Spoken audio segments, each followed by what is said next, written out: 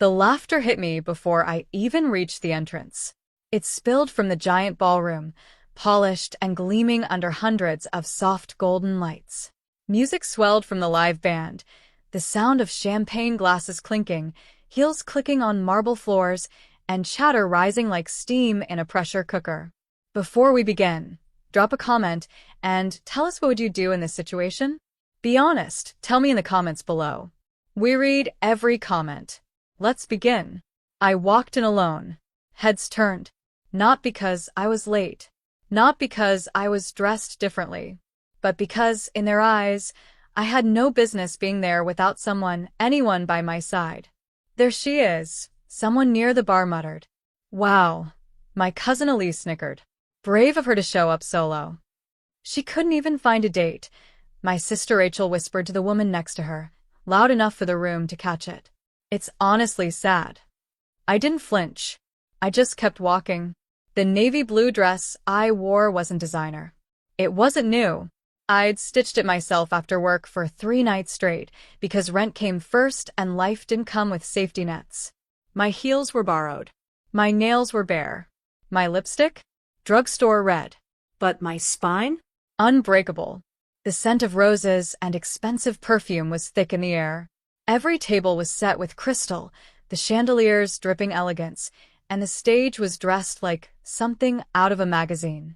Rachel's wedding was the most extravagant event my family had ever thrown. She was marrying Greg Madison. Wall Street legacy, third-generation wealth, enough charm to make the papers. And me? I was the forgotten daughter. The one who left home without a trust fund or a real job. The one who worked at a used bookstore downtown and didn't post luxury photos online. The one they tried to erase from holiday cards. I made my way to the corner of the ballroom, to the table labeled distant family and plus ones. Alone. No one offered a greeting. Not my parents, who avoided eye contact from their VIP table. Not my brother, who once called me his best friend but now didn't even nod. The air was stiff with judgment. I'd barely pulled the chair out when Aunt Nancy leaned over from the next table and asked with a smirk, "So, Harper still single?" I looked up, still breathing. She gave a tight-lipped smile and turned away. I sat, stomach twisted. Rachel had made it clear I didn't belong here. Inviting me was just to keep appearances clean. A formality. A reminder of who won. But I refused to break. Then it happened. The ballroom doors, massive, ornate, and gold-handled, swung open with a loud boom. Conversation stopped. The band missed a beat. Everyone turned. Standing in the doorway was a man in a tailored charcoal gray suit, raindrops still clinging to his jacket. Hair tousled. Tie loosened just enough to make him look like every woman's dream. He stepped inside like he owned the room, confident, focused, unstoppable. And then his eyes found mine. My breath caught. He strode past gasping guests, heels sharp against the marble, straight toward my table.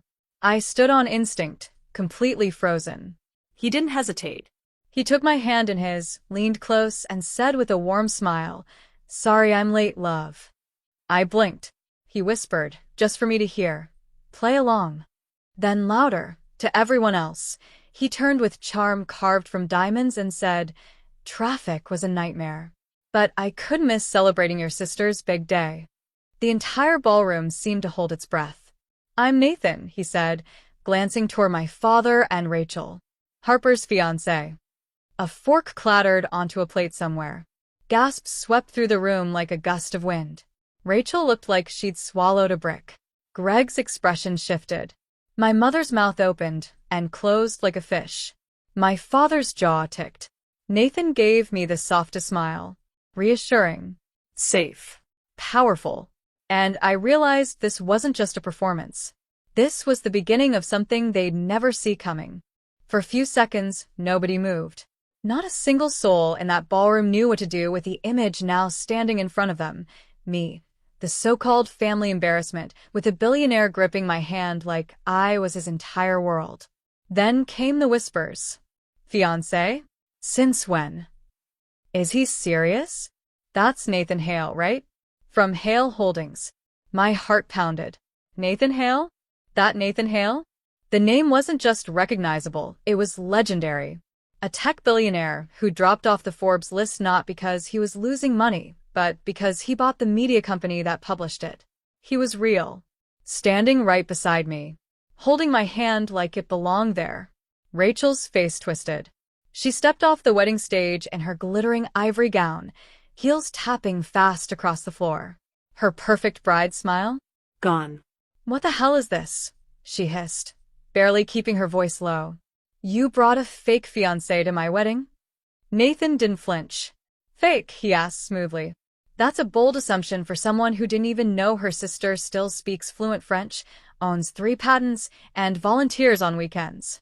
Rachel blinked. He turned to her groom. Greg, right? Pleasure. I've read your quarterly projections. Bold to bet on that merger next year. Might want to reconsider the tax implications, though. Just a thought. Greg stiffened. I didn't say a word. I just stood still, barely breathing. Nathan looked at me again, his voice suddenly soft. You okay? I nodded slowly, barely keeping up with what was happening. He smiled, and it felt like a shield. Good. You looked so alone when I walked in. I couldn't let that happen. Gasps again. Now louder. My father stood, his voice cutting through the room. Nathan Hale. You expect me to believe you're dating her? Nathan's jaw tensed slightly, but his voice was calm. I don't need to explain myself to you. She's been nothing but a failure, my father said coldly, waving a hand. She walked away from the family, threw away opportunities. She's the reason her mother. Enough, Nathan snapped, and the entire room froze again. His eyes darkened. If you think raising your voice or rewriting her story will intimidate me, try again. The silence after that was suffocating. Then he turned to me, his voice gentle again. Can we step outside? I nodded. He led me out of the ballroom, past waiters and stunned guests and half-full glasses of champagne. When we reached the garden terrace lit with fairy lights, I finally pulled my hand back and whispered, Why are you doing this? Nathan looked down at me, hands in his pockets, tone honest. Because I was there 3 weeks ago, he said. At the bookstore. You gave me the last copy of Bel Canto. You said it was your favorite and told me to keep it, even though it was a first edition. My heart stopped. You said, some stories deserve to be held, not shelved. And then you smiled and went right back to shelving returns while your coworkers mocked you for talking too much. I stared at him. You remembered me? I never forgot you, he said. You were kind. You saw me when I was trying not to be seen. My throat tightened. I looked you up later, he continued. Saw what your family said about you. I didn't like it. When I found out your sister was getting married tonight and your name was on the guest list alone, I knew I had to be here. I couldn't breathe. But the way they treated you in there, he said, voice now trembling with anger. That wasn't okay. They needed to know your worth. And I wanted to be the one to remind them. Tears burned behind my eyes. Not because I was sad, but because someone finally saw me and believed in me without asking me to shrink first. Nathan smiled again, gently this time. So, should we go back in? I looked at him. Yeah, I said, steadying my voice. Let's give them something to really talk about. We re-entered the ballroom, hand in hand, and this time, I wasn't invisible. The energy had shifted. People whispered, but not with mockery. This time, it was fear, confusion, and curiosity. Nathan led me past the tables, like we were royalty walking through a foreign court. I could feel the eyes of every relative who had once called me directionless or a waste. They stared now, unsure whether to smile, look away, or apologize. None did. Rachel stood on the stage, fuming. Her dress shimmered under the lights, but her expression was dark. She leaned into Greg's ear, whispering something sharp. He nodded reluctantly and stepped down toward us with a stiff smile. Mind if we talk? He asked. Nathan let go of my hand, but stayed close. Depends on the topic. Greg forced a polite grin. I don't know what this is, some dramatic entrance for attention, maybe, but I'd rather not have the press spin it the wrong way. I'm sure you understand. Nathan cocked an eyebrow. Oh, I understand exactly. You're worried my presence at this wedding might overshadow your big moment. It's their day, Nathan, Greg said coolly, eyes darting to the phones already out. Let's not make it about whatever this is. Nathan looked at me, then back at him. You're right. He turned, raising his voice ever so slightly. Attention, everyone. I apologize for interrupting earlier. I'd like to make something clear. The room went still again. I'm not here to cause a scene, he said. But I also won't stand by and let Harper, my fiancé, be humiliated for showing up with dignity while the rest of you whispered like high schoolers behind cafeteria trays. Dead silence. He smiled faintly. But don't worry. I'm not staying long. I've already seen enough. And just like that, he offered me his arm again. We turned to leave. But Rachel wasn't done. Oh, please, she spat from the stage, finally breaking. This is just some pathetic stunt. He's not your fiancé.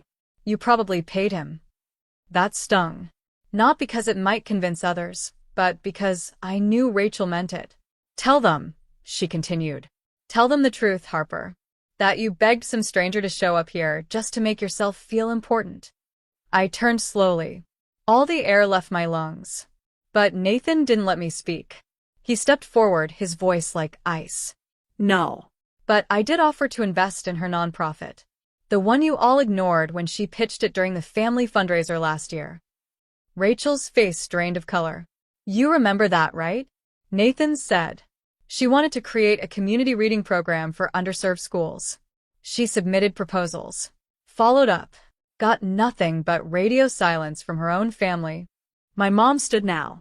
That's not fair.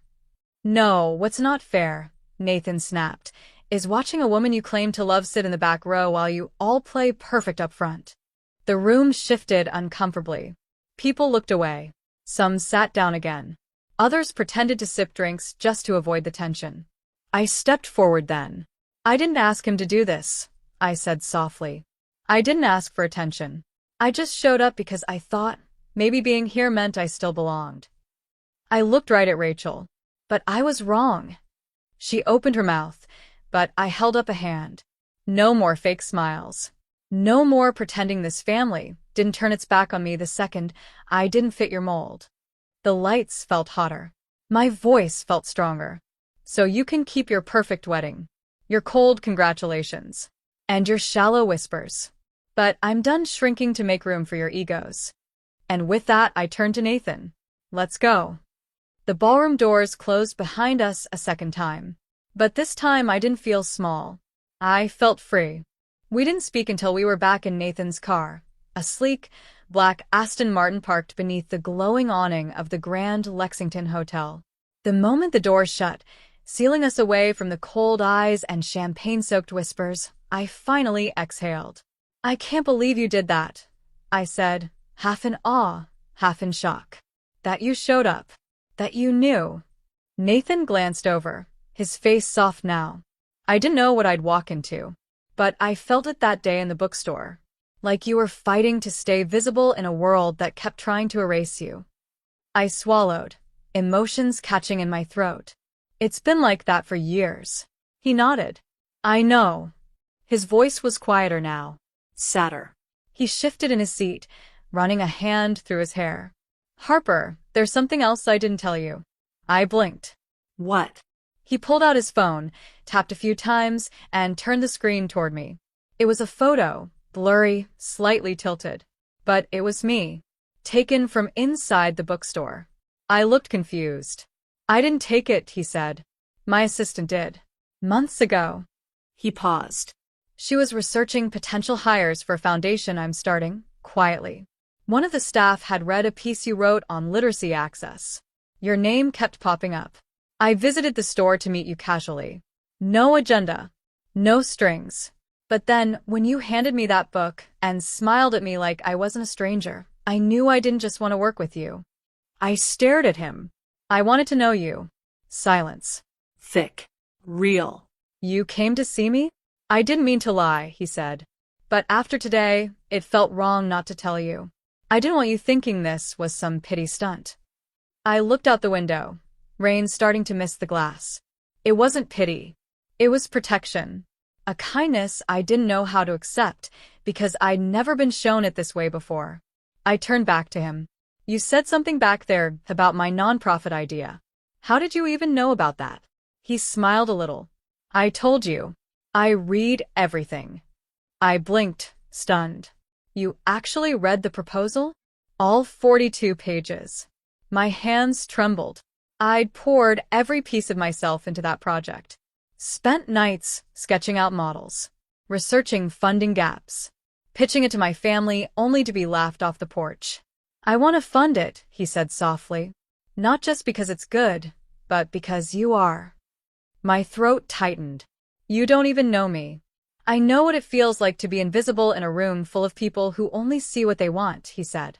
And I know what courage looks like when it walks into a ballroom alone, wearing borrowed heels and dignity like armor.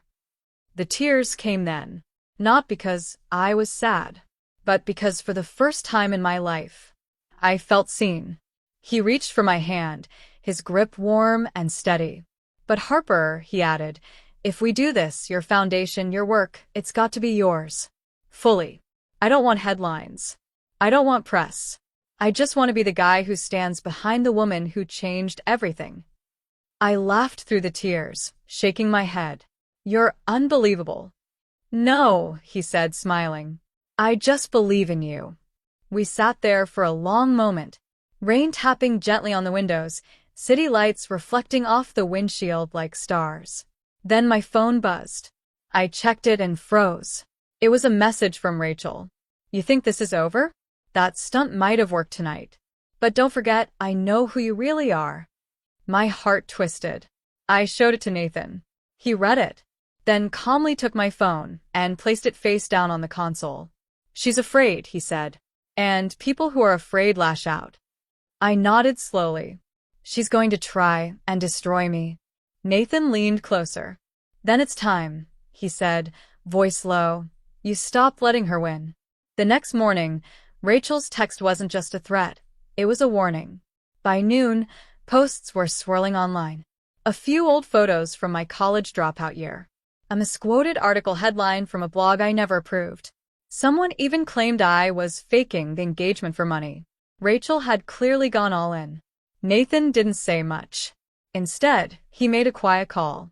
2 hours later, I stood behind him at a press conference in a midtown hotel lounge, too shocked to speak. And for the record, Nathan said into the mic, calm and precise, this woman is not only my fiancée, she's also the founder of a fully funded national reading initiative that launches next month. And she doesn't need my name. She has won. It's Harper Lynn Carr. The cameras flashed. Reporters leaned in. Rachel's digital smear campaign? Obliterated. That night, I went home to my tiny apartment, not a penthouse. I made tea. I sat in silence. And for the first time in years, I felt proud. I wasn't just someone's plus one, or someone's shadow, or someone's failure. I was me. When Nathan showed up outside my door later, holding that same first edition book, he smiled softly and said, I told you. Some stories deserve to be held. This time, I believed him. And I believed in myself. The girl who walked into the wedding alone never walked alone again.